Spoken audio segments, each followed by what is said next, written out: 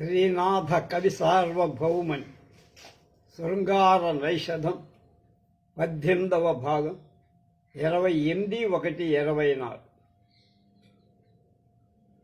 నలమహారాజు ముందుగా శివ ఆరాధన చేసి ఆ తర్వాత విష్ణు ఆరాధన మొదలుపెట్టాడు. చేశాడు కొంత. తర్వాత ఆ విష్ణుమూర్తి యొక్క దశావతారాలను స్తుతిస్తూ మొదట ఏ విధంగా మత్స్యావతారంతో ప్రారంభించాడో తెలుసుకుందాం. కవి సార్వభౌముడు ఎంత చక్కగా ఆ పద్యాలు రాశాడు. కపటమచ్చంబవై నీవు కడలి నడుమ పుచ్చమల్లాత్పనగసిన భూరి జలము మెంటకడు తెల్లనై పారుతుంట చూసి అభ్రనది ఎంచు వర్ణించే అఖిల జగము. అయ్యా, నువ్వు మత్స్యావతారంలో ఉన్నప్పుడు చాపగా ఉన్నప్పుడు నీ వారం తోకతో ఒక దెబ్బ కొట్టే ఆ గంగానది నీళ్లు అవన్నీ కూడా కడలి సముద్రంలో ఉన్న నీళ్ళంతా ఆకాశంలాగా ఎగిరిపోయి అవి ఆకాశంలో అవి ఏమైనా అభ్ర నది అంటే గంగా నదిగా అయిపోయింది. దేవగంగా నదిలాగా అనిపించిందయ్యా అన్నాడు. కూర్మావతార్ గత భువన సర్గ సముదయ ధృత భూవలయాంక సదృశ దృఢ చరమతను వితత బహుచక్ర చిహ్నము పతగధ్వజ కపట కక్ష్యము నిన్ను గుల్తుంది. పతగధ్వజ గరుత్మంతుడు ధ్వజంగా జెండాగా కల నాయన.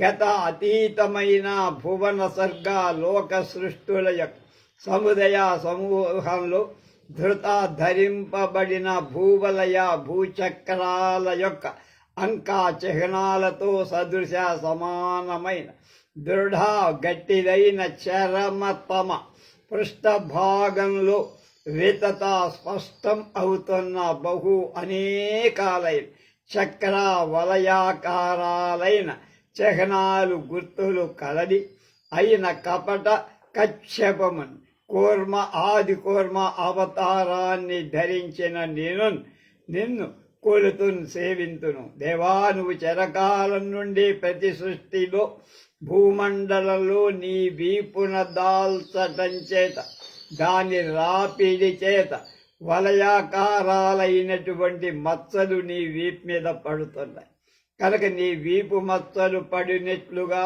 ప్రతి యుగంలో భూమండలాన్ని ధరిస్తున్న నిన్ను సేవిస్తా. వరాహవతారం చించి వెడలిన తనురుహ శ్రేణి చేత పద్మజాండంబు కడప పూబంతి బోల బెరగియున్నట్టి కిటి రూపధరుని నిన్ను ఖుర చతుష్టయ బిల చతుశరధి కొలుతూ. చించి అంటే చీల్చుకొని, వెడలిన నిర్గమించి వస్తున్నటువంటి రోమ సమూహం చేత పద్మజాండం బ్రహ్మాండం కడప పువ్వులతో బంతిని పోలినట్లుగా పెరిగినట్టి వర్ధిల్లినటువంటి కిటి రూపధరున్ ఆదివరాహ రూపాన్ని ధరించిన వాడిని ఖుర చతుష్టయ 4 డెక్కల చేత చేయబడిన బిలా గుంటలైన చతుశరధిన్ 4 సముద్రాలు 4 డెక్కల చేత 4 సముద్రాలు ఏర్పరచిన వాణ్ణి నిన్ను కోరుతుని సేవిస్తా. నువ్వు వరాహ రూపం దాల్చి బ్రహ్మాండం పిక్కటిల్లేటట్లుగా పెరుగగా బాగా వాడి అయిన నీ రోమాలు బ్రహ్మాండాన్ని గుచ్చుకొని పైకొచ్చేసి అప్పుడు బ్రహ్మాండం ఆకాశ నిగిడినటువంటి కేసరాలు కలిగిన కడప పువ్వుల బంతిలాగా ఉన్నదని భావం.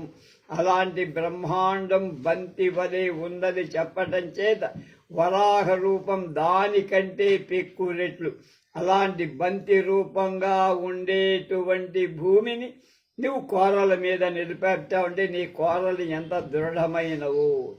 అతడు మహాభారం కలవాడవటం చేత డెక్కలు దిగబడటం చేత 4 డెక్కల వల్ల 4 సముద్రాలు ఏర్పడ్డాయి. నృసింహావతారవన అతి గంభీర హిరణ్య దైత్య హృదయాహంకార కూపోదరా పతిత స్వర్గ రమా సువర్ణ కలస ప్రత్యుద్ధృతి ప్రక్రియాయత పంచాంగుళలోహయంత్రమగు నీహస్తంబు వర్ణింతు. ఉద్ధత కంఠధ్వని కుంఠితారి హృదయోత్కంఠ నృకంఠీరవా. ఉద్ధత అతిశయించిన కంఠధ్వని కంఠము యొక్క నాదం కుంఠిత మొక్కబోయేటట్లుగా చేయబడి హరి శత్రువైన హిరణ్యకశిపుడి యొక్క హృదయ మనస్సులో ఉత్కంఠ వేడుక కలవాడు. అంతవరకు అవలీల విష్ణుని తుదముట్టిస్తానని ప్రగల్భాలు పలికినటువంటి వాడు.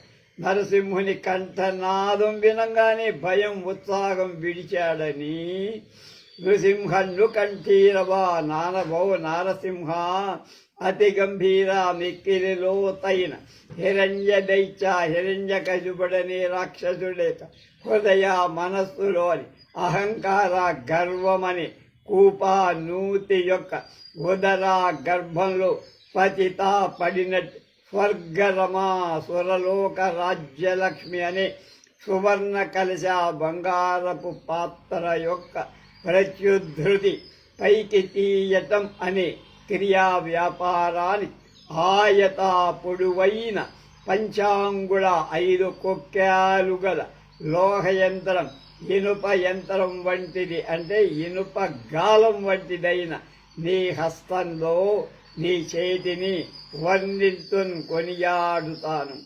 ఇక్కడ హిరణ్య శబ్దం హిరణ్యకశిపుని పదానికి బదులుగా వాడాడు, బంగారం లాగా. సత్యభామ పదాల్లో సత్యపదం చేత సత్యభామను పిలిచినట్లేదుగా హిరణ్య పదం చేత హిరణ్యకశిపుని చెప్పేశారు. దీనికి నామైక దేశే నామగ్రహణం అనేది ఒక ప్రమాణం ఉందట వ్యాకరణం. హిరణ్యకశిపు హృదయంగా ఉన్న గర్వం లోతైన కూపంలాగా, స్వర్గలోక లక్ష్మి సువర్ణ కలశంలాగా, నరసింహుని గోళ్లతో కూడిన హస్తం ఇనుప గాలంలాగా ఉన్నది. నరసింహ లోతైన నూతిలో మునిగి ఉన్న బంగారు కలశాన్ని గాలంతో పైకి, నూతిలో పడిన బకెట్ని మనం గాలంతో ఎలా తీస్తాం, పైకి లాగినట్లుగా నీ చేత హిరణ్యకశిపుడి గర్వమంతా అడిగిపోయి స్వర్గరాజ్యం ఉద్ధరింపబడింది. నరసింహుడు వాడి గోళ్లతో హిరణ్యకశిపుడి హృదయాన్ని చీల్చి చంపి స్వర్గరాజ్యం దేవతలకు ఇప్పించాడు. వాడి అధీనంలో ఉంది ఇప్పటిదాకా. వామనావతార భోగి సహవాస సంబంధములు భజింతు భువనధారహస్తంబున పోయు మనసు రెంత మాటల బలి బతారించినట్టు దంభ వామన మామనస్తాపము ఉడుపు. నువ్వు భోగి సుఖవంతులతో సహవాస కూడి ఉన్నవాడవటం వల్ల కలిగే యోగాలు భజింతూ పొందుదు. భువన ధారన్ దాన ఉదకధారన్ అంటే పంచిపాత్రలో ఉండే నీటిని అలా వదలటన్నమాట.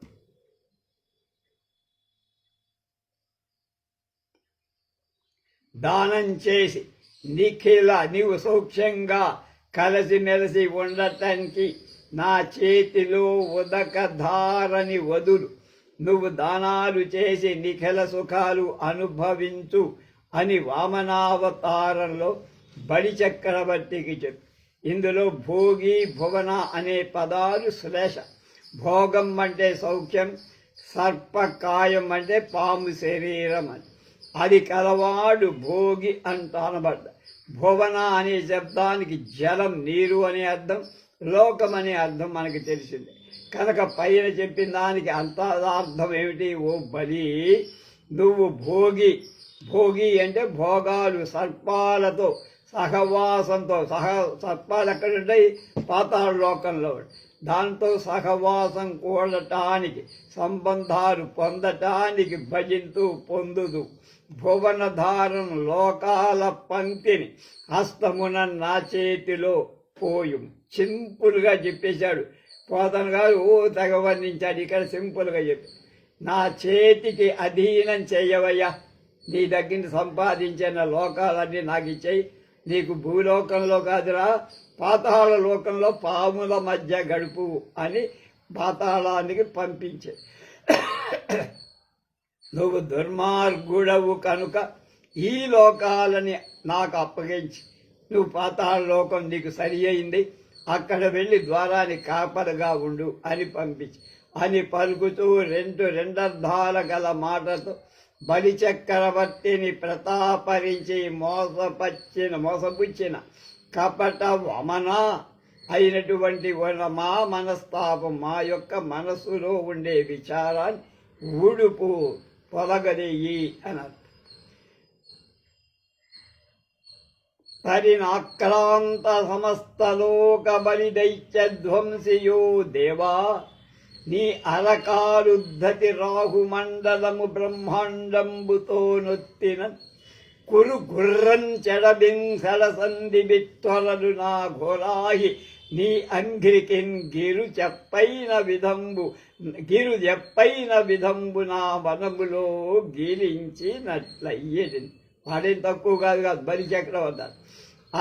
అతి అక్రాంత సమస్త లోక, ఆక్రమించబడిన సమస్త లోకాలు కలవాడ, బలి అనే రక్కసుని చంపినవాడ, ఓ దేవా, ఓ వాసుదేవా నారాయణ, తగిన సమయంలో నీ అరకాలు నభోమండలాన్ని కొలవటానికై ఎత్తిన నీ అరికాలు ఉద్ధతిన్ గట్టిగా అదుమగ ఎడసందిన్ బ్రహ్మాండానికి నీ కాలికి మధ్య ఉన్న అవకాశం ప్రదేశం అంతా గుర్రంతున్ గుర్రుమంటూ బిట్టు గట్టిగా వరలు నాఘోరాది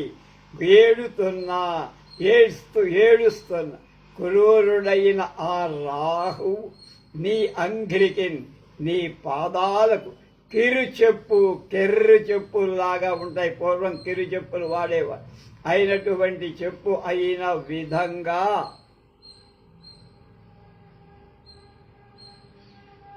రీతి నా మనస్సులో కీలించినట్లుగా, హత్తుకొని పోయినట్లుగా బలి ఇచ్చిన భూమిని కొలవటానికి నారాయణుడు త్రివిక్రమావతారమెత్తి ఆకాశమండలాన్ని కొలవటానికి తన కాలు పైకి ఎత్తినట్లు, అప్పుడు రాహుమండలాన్ని బ్రహ్మాండ కర్పరంతో పట్టి అదుమగ్గ నడుమ చిక్కిపోయి ఆ రాహువు తప్పించుకునే శక్తి లేక గుర్రుమని ఏడవటం ప్రారంభించి, అప్పుడు నల్లనయ్యి గుర్రు పెడుతూ గాలిని ఆవరించి ఉన్న రాహువు భగవంతుడికి కెర్రు చెప్పుల్లాగా ఉన్నాడు. మా ఉయ్యూరులో కెర్రు చెప్పులు చేసేటువంటి ఒక ఆయన ఉన్నాడు. అతని పేరేదో నా మర్చిపోయా. అతను చెప్పులు చేస్తే అద్భుతం అన్నమాట. వాటి నాణ్యత 100,000 రూపాయలే తీసుకుంటారు. అయితే జతలు సెలెక్టెడ్ వాళ్ళకి, రాజులకి, అట్లాగే జమీందారులకి, లేదా సినిమా స్టార్లకి చేసేవాడు. అతన్ని నెలకి నా చెప్పులన్నీ బాగు చేయించాడు, అతని దగ్గర చేయించేవాడు. చాలా అద్భుతంగా బాగు చేసేవాడు, చాలా చౌకగా చేసేవాడు, చాలా మంచివాడు. అతని గురించి ఎక్కడో రాశా కానీ జ్ఞాపకం లేదు. ఈ కిరు చెప్పులంటే కిరు చెప్పులకు ఉయ్యూరులో అతడే ప్రసిద్ధుడు. చాలామంది ఆర్డర్ మీద చేయించుకునేవాడు. తిరిగినట జాంబవంతుడు దేవా నీకు దైత్య బంధన వేళ ప్రదక్షిణంబు తద్భ్రమీ చక్రవలయంబు దంభ వటుక యుచిత బంధన రజ్జువై ఉండకన్నే అన్న. దంభ పటక కపట బ్రహ్మచారివైనటువంటి వాసుదేవా నారాయణ, దైత్య బలి నీవు బలి రాక్షసుని బంధించే సమయంలో దైత్య బంధమడన్ అంటే బలి అనేటువంటి రాక్షసుని బంధించే సమయంలో నీకు జాంబవంతుడు అనే భల్లూక రాజు ప్రదక్షిణం తిరిగట, ప్రదక్షిణ నమస్కారాలు చేసేటయ్యా, జ్ఞాపకం ఉందా? తద్భ్రమీచక్ర వలయంబు ఆ జాంబవంతుడి యొక్క భ్రమీచక్ర గుండ్రంగా తిరగటం అని వలయం, చుట్టూగా తిరగటం అనే వలయము ఉచిత బంధన రజ్జువై తగినట్టి బంధించే ఒక పాశమై తాళై ఉండకపోయి ఉంటుందా? వామనుడు బలిని తాళ్లతో ఏం బంధించలా, అయినా కవి ఉత్ప్రేక్షించాడు. ఏమని? త్రివిక్రముడు బలిని బంధించే సమయంలో జాంబవంతుడు భగవంతుడి ప్రదక్షిణ నమస్కారం చేశాడు. ఆ ప్రదక్షిణానికి బలి బంధన రజ్జువై ఒప్పుతున్నాడు. అదే ఒక తాడులాగా.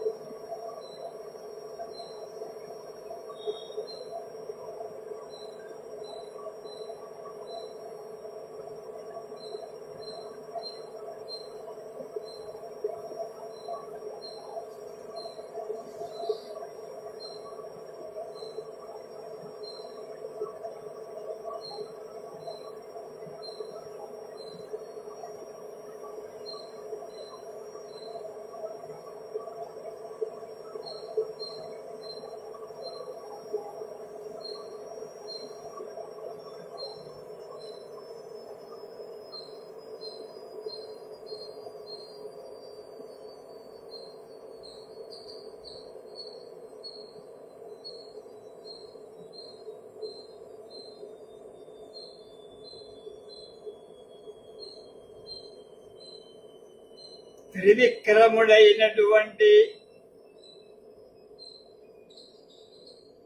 నారాయణమూర్తి వామనావతారంలో బలిని బంధించే సమయం జాంబవంతుడు భగవంతుడికి ప్రదక్షిణం చేసేట నమస్కారం. ఆ ప్రదక్షిణాల వల్ల బలి బంధన రజ్జువై బలిని బంధించటానికి తాడుగా మారి ఉన్నాడని కవిగారి శ్రీనాథుడు ఊహించాడు. అంటే ఆయనే ఊహించాడు, హర్షుడే ఊహించాడు, దాన్ని తెలియజేశాడు. కనుక జాంబవంతుడు బ్రహ్మ వల్ల జన్మించాడు. అతడు భల్లూకాలకు రాజై త్రేతాయుగంలో రాముడికి బంటై లంక జయించడంలో సాయం చేశాక ద్వాపర యుగంలో ఆయనతో యుద్ధం చేసి తన కూతురు ఓడిపోయి కూతురైన జాంబవతినిచ్చి వివాహం చేశాడన్న సంగతి మనకు తెలుసు. క్షత్రజాతికి నీచేయి కారణంబు అక్షయంబుగా అదియ నిదానమయ్యే కారణంబునందు విలయంబు కార్యమునకు అనుట ఉచితంబు కాదే రామావతారా అన్నారు. పరశురామావతారం అయిపోయింది. వామన పరశురామ కదా. పరశురామావతారం ఎత్తినటువంటి నారాయణమూర్తి క్షత్రియ వంశానికి నీ చెయ్యి, నీ బాహువు కారణమైందయ్యా. జనకం అంటే విరాట్ పురుషుడికి బాహువు వలన క్షత్రియులు ఉద్భవించారని మనకు చెప్పుకుంటాంగా. క్షత్రియాజాయతి అట్లాగా వేదం చెబుతుంది. బాహురాజన్య కృతః అన్నాం. ఆ తక్షణంగా దాని నాశనానికి ఆదియా ఆ బాహువే, ఆ చెయ్యే నిదానం కారణమయ్యి. కారణం అందా కార్యానికి కారణానికి సంబంధం ఉంటుంది కనుక కార్యం కారణంలోనే కార్యం పుట్టిన పదార్థం కూడా జరుగుతుంది. విలయం నాశనం కూడా అలాగే జరుగుతుంది కదా. అది న్యాయమే కదా దేవా. క్షత్రియ జాతి నీ బాహువుల నుండి పుట్టింది. నీ బాహువుల వలనే తెగటారింది కూడా. ఆ బాహువులే 21 సార్లు క్షత్రియ రాజుల మీద యుద్ధం చేసి వాళ్ళందరినీ లేకుండా ఒక దశరథుడు లాంటి వాడు ఒకళ్ళిద్దరు తప్ప మొత్తం జాతులందరినీ సమూలంగా నాశనం చేశావు. కార్తవీర్యాది రక్షసులు క్రూరులై ధర్మ ఉల్లంఘనం చేసి లోకాలను బాధిస్తుండగా పరమ పురుషుడైన నువ్వు పరశురాముడిలా ఆవేశించి క్షత్రియులను 21 సార్లు జయించి నాశనం చేశావు కదా మహానుభావా. కార్యం కారణాన్ని లయం చేస్తుంది. అభ్యోగ్నిర్బ్రహ్మణ క్షత్రమత్మనో లోకముత్థితం ఏషాం సర్వత్ర గం తేజః స్వాసు యోనిషు శామ్యతి అని భారతంలో చెప్పిన ప్రకారం చేశావయ్యా. ఇక దశరథరాముడు చెప్తున్నా. తను సృజించిన విధాతకు పూర్వరాముండు లీలాభ్యసన హస్త కేలనముగా తన విశ్వభూషణత్వముతోడ కరదూషణ చిదాకేలి అన్వయము నొందా. తన్ను జింతించు అధ్యాత్మ వేదులు రావణానీక హృన్మోహమాస పడగ తన ఖడ్గధార తెల్లిన శంభుకుని కేతి కడలి కంబు కదంబ కంబు గెలువా. దివ్యనామ సహస్ర ప్రతినిధి అనగా తారక బ్రహ్మమన తన పేరు మెరయు అతిశయిల్లని సప్తమావతారము అహరహంబును వర్ణింతూ ఆదిపురుష అన్నారు. ఆదిపురుష బ్రహ్మాదులందరిలో మొదటి వాడివి నువ్వే కదా పరమేశ్వర.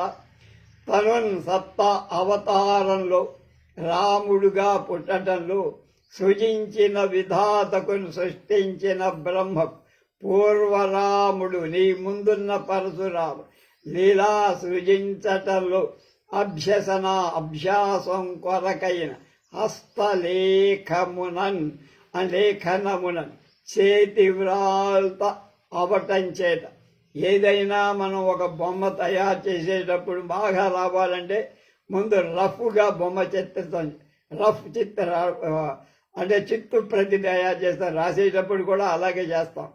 అలాగే ఇక్కడ ముందు రాముడిది పూర్ణావతారం బాగా రావాలని ముందు పరశురాముడిని గీశాట చిత్రంగా, అది అయిపోయింది. దాన్ని ఆధారంగా చేసుకొని అందులో లోపాలన్నీ సరిదిద్ది రామావతారంగా నిన్ను తీర్చిదిద్దాడయ్యా, బ్రహ్మ తక్కువ వాడేం కాదు, ముసలాడు అన్నాడు.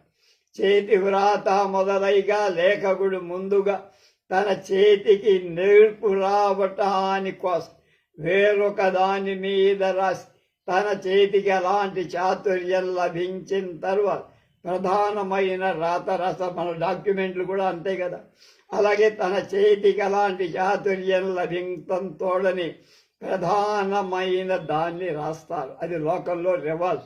శిల్పి కూడా తనకు చాతుర్యం అలవడటానికి ముందు సామాన్య బొమ్మలు గీస్తాడు, చెక్కుతాడు. అలాగే బ్రహ్మ కూడా నిన్ను మంచిగా తయారు చేయటానికి ముందు మీ అన్నగారైనటువంటి పరశురాముణ్ణి సృష్టించి అందులోంచి ఆ రఘు బొమ్మలోంచి చిత్తు ప్రతిలోంచి నీ రూపుని అద్భుతంగా పుంసామోహన రూపాయలాగా నిన్ను వర్ణించేటట్లుగా తీర్చిదిద్దాడయ్యా. అంటే రాముడు నిరుపమ శౌర్యాది గుణవంతుడని పొగుడుతున్నాడు.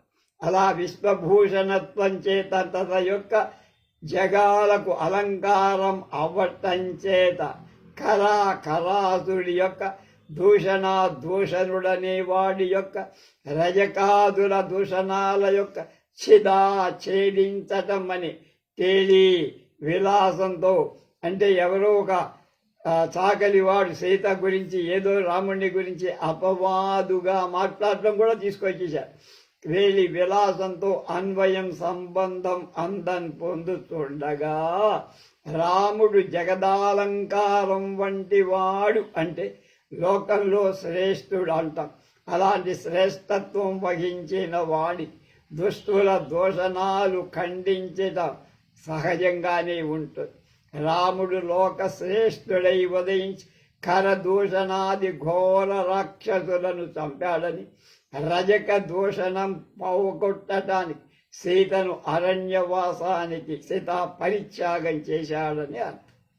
తను చింతించు వేదులు ధ్యానించేటువంటి వేదాంత విద్యావిధులు, తన్ను ధ్యానించే వేదాంత రావణానిక రావణుని యొక్క సేన యొక్క వత్తు మనస్సులో మోహభ్రాంతిని ఆశపడగన్ కోరుతుండగా రావణుడనే వాడి సైనికులను రాముని అస్త్రపాతానికి భీతి చెంది జగమంతా రామమయమేమో అనుకున్నారు. ఎక్కడ చూసినా రాముడే కనపడుతున్నాడు. 14,000 మంది రాక్షసుని చంపిన అలాంటి మోహాన్ని వేదాంత కోవిదులు హృదయంలో అర్చిస్తారు, కోరుతున్నారని.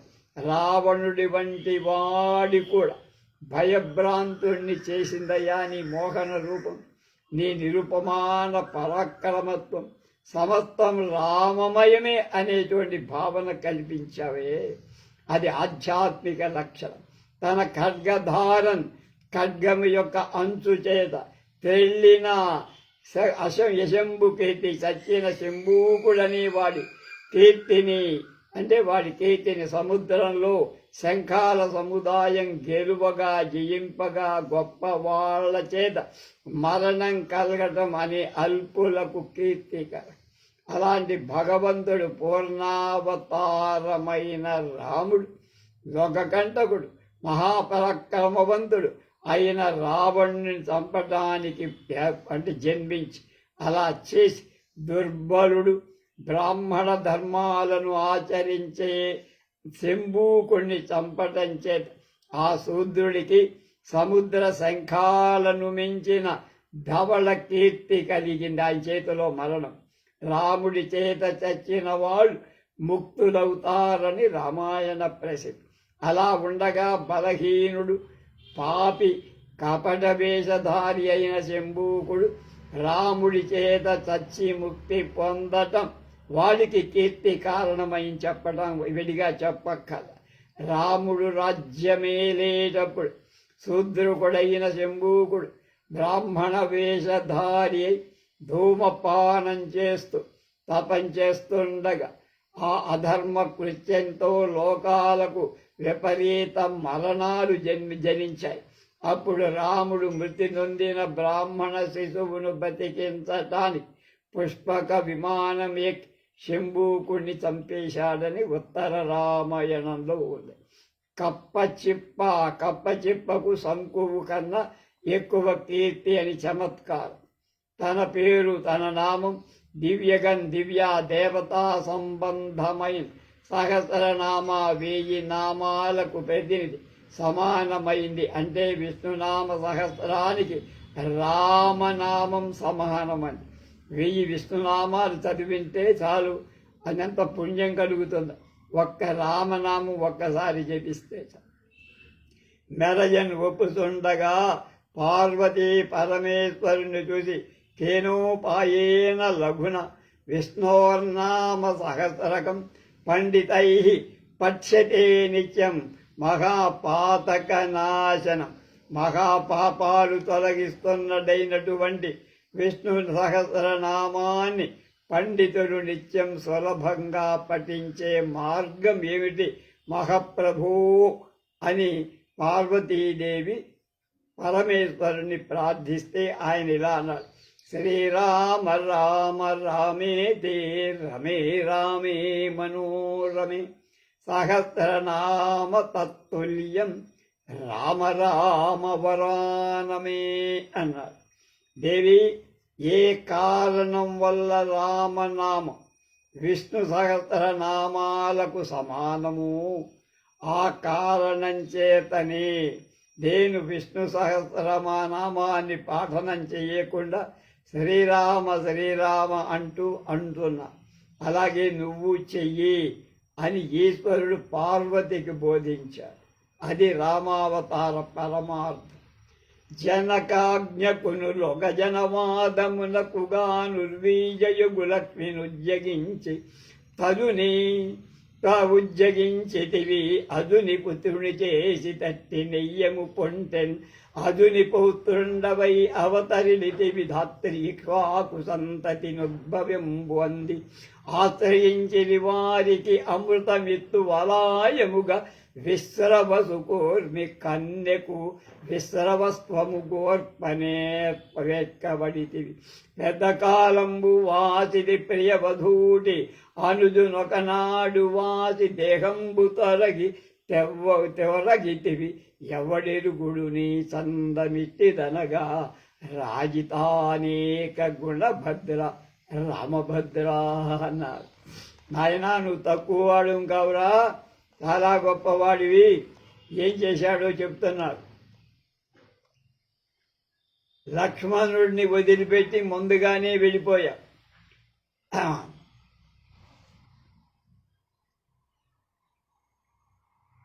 ప్రియురాలిని చిరకాలం విడిచి అడవుల్లో ఏకాంత బాధ పొందావు. భార్యా వియోగం నువ్వు అనుభవించినట్టుగా ఎవరు అనుభవించలేదయ్యా. లక్ష్మణుడు స్వర్గానికి ముందు పంపించి తర్వాత నువ్వు వెళ్ళావు. అలాగే నీ గొప్పదనం ఇంత అంత అని చెప్పలే. శూర్పణఖ ముక్కు చెవులు కోయించావు. కనుక నువ్వు చేసే పని ఏమిటంటే అంతా ధర్మం. విశ్రవసు యొక్క ధర్మం అతని కూతుడికి సమకూర్చ అనే అర్థం అన్నమాట. కనుక శూర్పణకు విశ్రవసు యొక్క ధర్మాన్ని కూర్పం కలిగించటానికి చేశావు. విశ్వవస్తువు అంటే పోయిన చెవులు లేకపోవడం. అలా నువ్వు కూడా ఆ అమ్మాయికి చెవులు లేకుండా చేయించావు అన్నారు.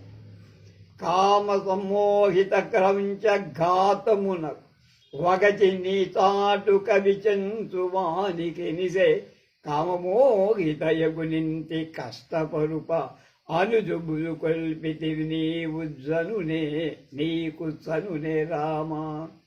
నీ చాటు కవి, నీ చరిత్రాన్ని వర్ణించే వాల్మీకి కామ మన్మథ వికారంచే సమ్మోహిత మికిలి మోహం చెందిన క్రౌంచ పక్షి యొక్క ఘాతమునందాన్ని ఒక బోయవాడు కొట్టినందు వలచి విచారించి చెంచువాడి కినిసెన్ వాణ్ణి శపించాను.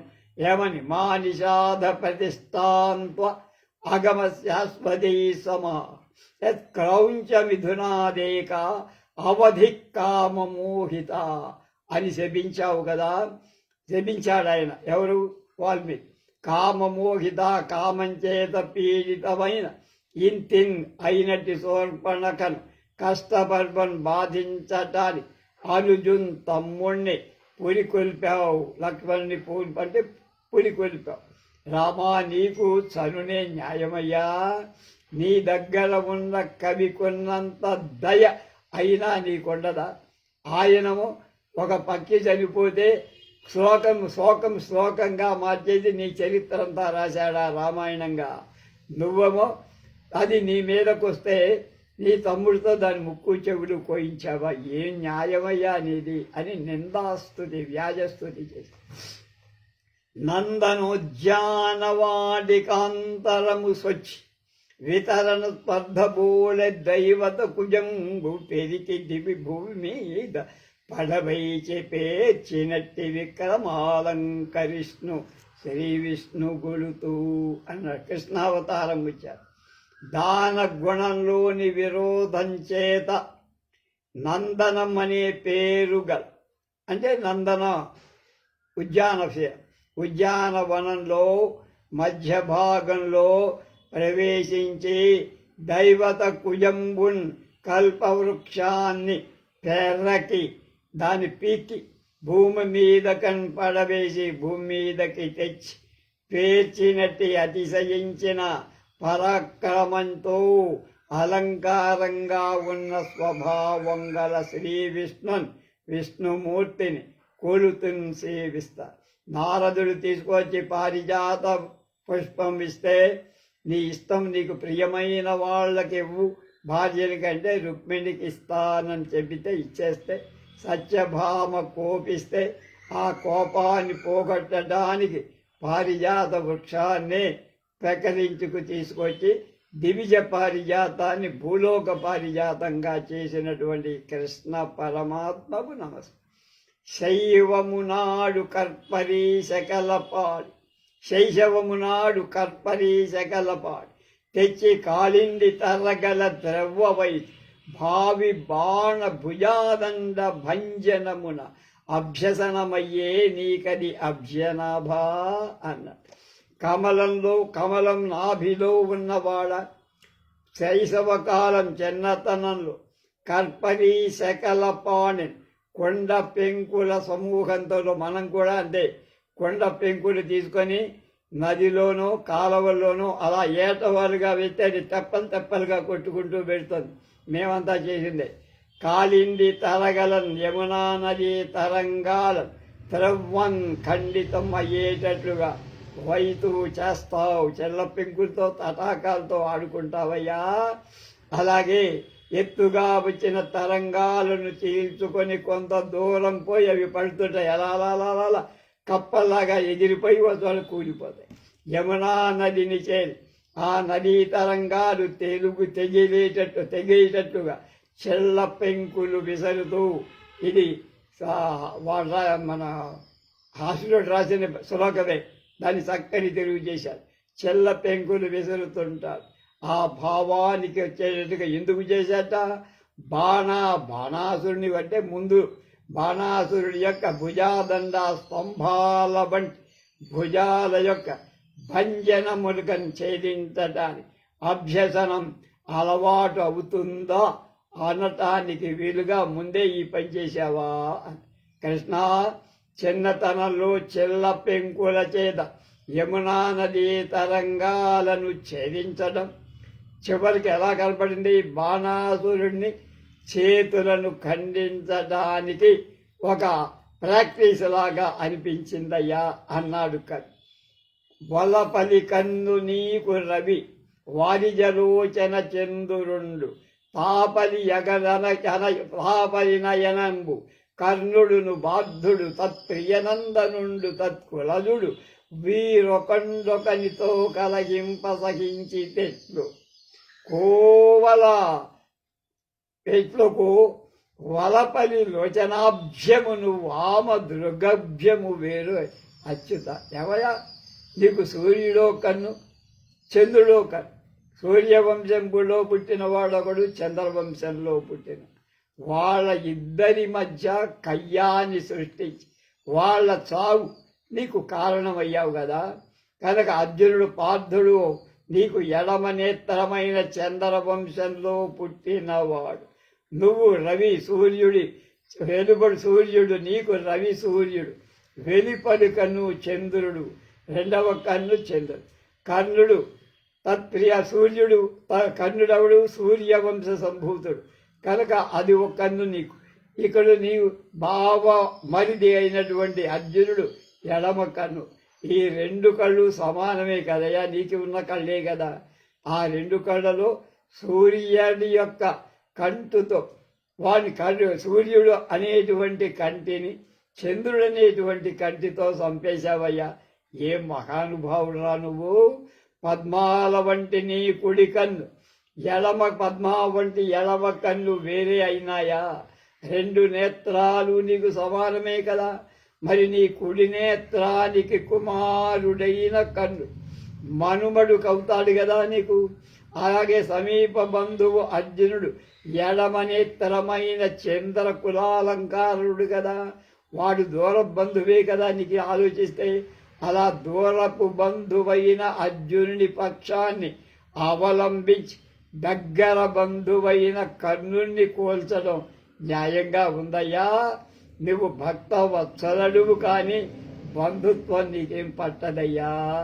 ధర్మ మార్గం చూస్తావు అని తేల్చి చెప్పాడు. కృష్ణ, నీకు సూర్యుడు చంద్రుడు కుడి ఎడమ నేత్రాలంటారు కదా. నువ్వు ఈ రెండు నేత్రాలు సమానమే కదా. అలా ఉండగా నీ కుడి కంటికి కొడుకైనటువంటి కర్ణుడు అంటే సూర్యపుత్రుడు, నీ ఎడమ కన్నైన చంద్రవంశజుడైనటువంటి అర్జునుడిని ఇద్దరూ పోరుతుంటే అసలు ఎలా సహించావు? నీ కుడి కంటి కొడుకుని ఎడమ కంటికి ఇష్టమైన అర్జునుడితో ఎలా చంపించావయ్యా? అమరపతి సూను నిర్జించి తార్కిగూడి దైత్యమర్దన రమావతార వేళ నా మనక్రేశ ముడుగనే ఆర్కి అడిచి అమరపతి సూను గూడి కృష్ణ అవతార. నువ్వు చాలా తమాషా చేస్తావయ్యా. దైత్యులను మర్దించే విష్ణు రామావతార వేళలో దశరథరాముడై పుట్టిన ఆర్కిన్ అర్కి అంటే అర్కుడు యొక్క కొడుకు సూర్యపుత్రుడైన సుగ్రీవుణ్ణి కూడి అమర ఇంద్రపుత్రుడైన వాలిని నిర్జించావా? ఇక్కడమో సూర్యపుత్రుడిని చంద్రపుత్రుడితో చంపావా? అక్కడ చంద్రపుత్రుడిని సూర్యపుత్రుడితో చంపావా? కృష్ణావతారం ఎత్తి ఆ మనక్లేశం ఆ ఇంద్రపుత్రుడికున్న మనోదుఖం పోగానే నశించటానికే అమరపతి సూనున్ ఇంద్రపుత్రుడైన అర్జునుణ్ణి కూడి అతనితో కలిసి అర్కిన్ సూర్యపుత్రుడైన కర్ణుని అడచావు, సంహరించావు. ఓ ఈశా, నీ చేష్టలన్నీ అతి విచిత్రాలయ్యా. రామావతారంలో సూర్యపుత్రుడితో కలిసి ఇంద్రపుత్రుడిని చంపావా? కృష్ణావతారంలో ఇంద్రపుత్రుడితో కలిసి సూర్యపుత్రుడిని అయిన కర్ణుడిని చంపావా? ఇందువల్ల దుష్టత్వ సాధుత్వాలు పురస్కరించుకొని నువ్వు సంహారం చేస్తావు కానీ వాడి దగ్గర వీడు దూరం అని కాదయ్యా. నాకు అర్థమైంది, పక్షపాతం లేదు అని. దైత్యమర్దన శ్రీవత్సధారణంబు పొసగు దేవల శ్రీవల్లభుండబగుట తామరస నేత్ర నీవు రాధాప్రియుండబకట రాధేయు దంపించు టర్హమగునే. రాధాప్రియుడైనటువంటి నువ్వు రాధేయుడు రాధ కొడుకైనటువంటి తల్లి పేరు రాధ, అయ్యి రాధగా అయినటువంటి కర్ణుణ్ణి చంపుతావా? ఏం న్యాయం రానిది అన్నారు. కుముద బాంధవ రేవతీ రమణ భద్ర కామపాల శరన్మేఘ గౌరవర్ణ త్రిజగతీలోచనోత్సవ దేవా దేవా నీకు నందమై ఉండు నీలాంబరాకాలనమున బలరాముడు శేషుడు కనుక నాగరాజు సంబంధం సరిపోయింది. బలరాముడు శేషావతారం, శేషుడి అవతారం కనుక రేవతి రమణ, రేవతి అనే పేరు గల యువతికి భార్యకి ప్రియుడైన వాడా అంటే బలరామ. భద్ర మంగళదాయక లేక భద్రుడైనే పేరు కలవాడా. కామపాల భక్తుల కోర్కెలు తీర్చేవాడా. శరత్కాల మేఘంలాగా తెల్లని దేహఛాయ కలవాడా. బలరాముడు తెల్లగా ఉండు. త్రిజగా 3 జన లోకాలకు నేత్ర పర్వం చేసేవాడా. నీకు నీలాంబరా కలన నల్లని వస్త్రాలు కట్టుకోవటం అందమై ఉంటుంది కనుక తెల్లని ఒట్టిపై నల్లని వస్త్రం బాగా రాణిస్తుంది. నీలాంబరో రౌహిణేయ అని అమర కోసం చెప్పి చంద్రపక్షార్థంలో రేవతి రమణ, రేవతి నక్షత్రానికి అధిపతి అయిన కామపాల మన్మధుణ్ణి పోషించేవాడా. తిరిసావన శరత్కాల మేఘం వంటి వర్ణం కలవాడా. 3 లోకాల నేత్రాలకు ఆనందం కలిగించేవాడా. ఓ చంద్రపరమైన అర్థం రెండింటిని శ్లేషించారు. బలరామకృష్ణ సంజ్ఞల తెలుపు నలుపులైన దివ్య తేజంబులతో ఇళ్ల మీద అవతరించిన జలజాక్షుని నెరులు శర్మ శౌరభమొసగున్. బలరాముడు తెల్లటి దేహంతో, శ్రీకృష్ణుడు నల్లటి దేహంతో పుట్టి ఆ నారాయణ అంశంలో వాళ్ళిద్దరూ కూడా బలరామ కృష్ణులు జన్మ సార్థకం చేసి రాక్షస సంహారం చేశారు. ఏక అద్వయవాది త్రైవిదూర యవన గీత చతుర్విధ ఖ్యాతి మార్గ పంచబాణాది షడభిజ్ఞ పరమ పురుష బుద్ధ పరంపరావృద్ధి. తర్వాత బుద్ధావతారం ఏకాకారమైన జ్ఞాన సంపత్తే మతంగా కలవాడా. ఏకచిత్తతతి అనే పదార్థంలో ఏకపదం చేత రక్షించాలి. ఏకమేవా ద్వితీయమనే అద్వైతం పనికిరాదు ఇక్కడ అంటున్నారు. బుద్ధుడు నారాయణావతారమే కనుక నారాయణ బుద్ధి చే అతన్ని స్మరిస్తానని చెప్పక్కల. బౌద్ధమత పరిభాష చేతనే స్తుతిస్తున్నట్లుగా గ్రంథకర్త అభిప్రాయం. లేకపోతే తక్కిన విశేషాలు పనికిర. ఈ అభిప్రాయంతోనే నారాయణీయ వ్యాఖ్యానంలో శ్లోక వ్యాఖ్యానం విశదీకరింపబడి జ్ఞాన సంతతి తప్ప వేరొక్కటి లేదన్న మతం అవలంబించిన వాడు కావనే అద్వయవాది రెండవ వస్తువు లేని జ్ఞానం తప్ప అని వాదించేవాడు వాళ్ళు కనుక అది బౌద్ధ మతం. అలాంటి బౌద్ధ మతాన్ని ఆచరించిన వాడ లోకల్లో అహింసా మార్గానికి మార్గదర్శనం అయినటువంటి బుద్ధావతారుడా నీకు నమస్కారం. బుద్ధ నీ గట్టి హృదయ సంపుటము దాకి కుంఠితములయ్య మరువంపు కోలలెల్లా ముద్దు ఓయి కదా ఇప్పుడు మొర విరోధి అలరు నెల్లరు వర్తులాస్యంబులయ్యే.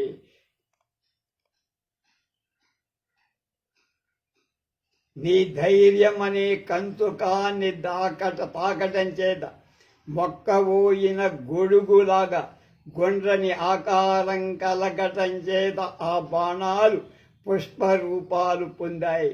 వికసించిన పుష్పాలు స్వసిద్ధంగానే గుండ్రగా ఉంటాయి కనుక బుద్ధుడు జితేంద్రుడు. కామ బాణాలకి ఆయన లొంగినవాడు కాదు. ఆయన దగ్గర నీ బాణాలు అంటే ఎవడి మన్మథ బాణాలు రిక్త వ్యర్థమైన వేస్ట్ అయిపోయి.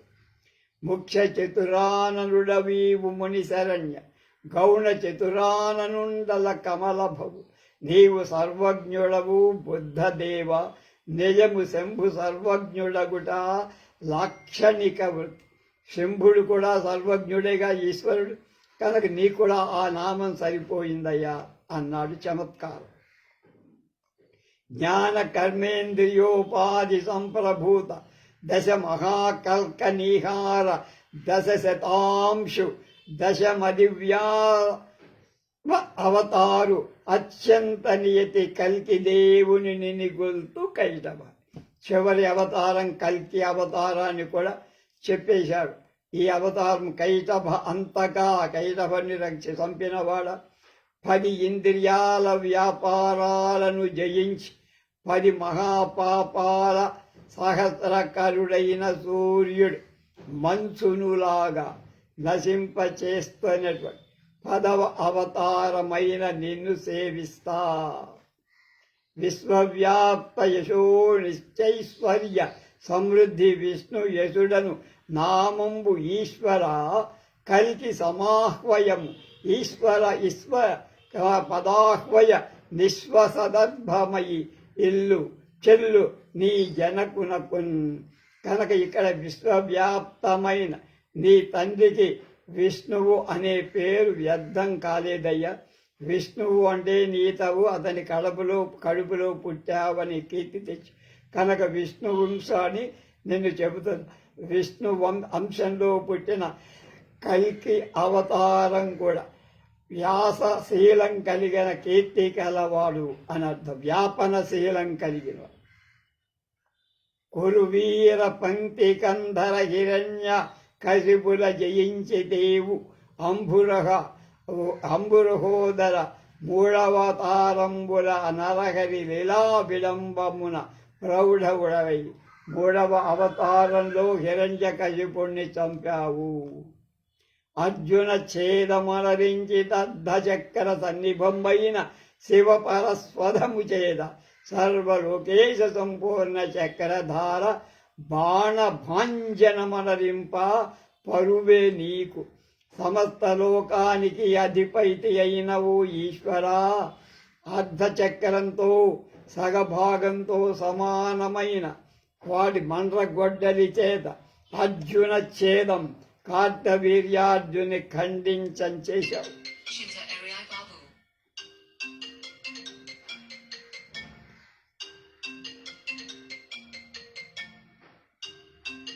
గండ్రగొడ్డుతో 1000 భుజాలు గల కార్తవీర్యార్జుని చంపావు. నువ్వు చాలా గొప్పవాడవని చెప్పి ఆపేస్తున్నాడు. స్వస్తి.